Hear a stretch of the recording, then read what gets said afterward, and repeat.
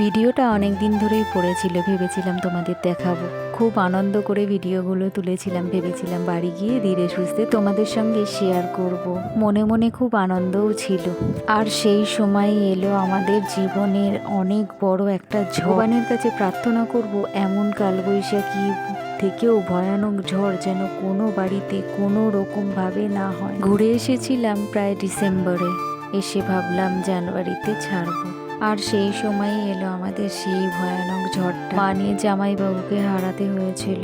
কিন্তু কি করব, এইসব তো আর আমাদের হাতে নেই, সব ভগবানের হাতে। তারা তো আগে থেকেই সবকিছু ঠিক করে রাখে যে এই সময় এইগুলো। এদেরকে তো প্রায় আমি দেখিয়েইছিলাম যে আমরা মানে আমাদের 3 জামাই যখন একসাথে, এরা তখন কেমন মজা করে। আর এখন আর সেই মজাগুলো হবে না।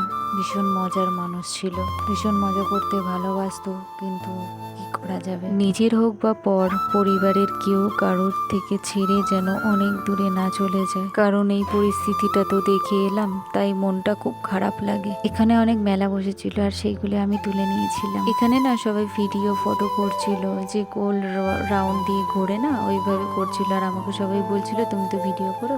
সবাই আমাকে খুব জোর করছিল যে যাও না, তুমি একটু ভিডিও করে আসো।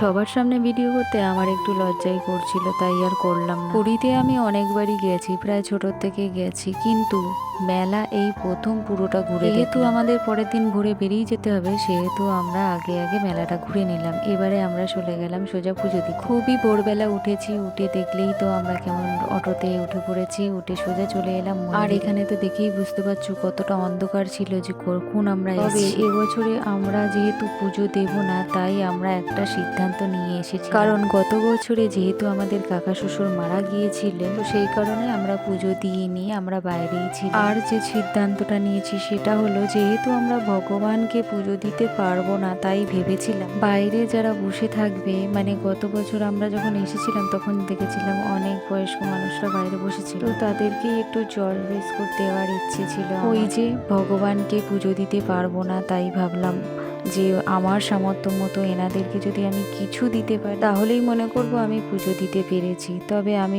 ঢুকতে পারবো না, তাই একটু রিলস বানিয়ে নিলাম।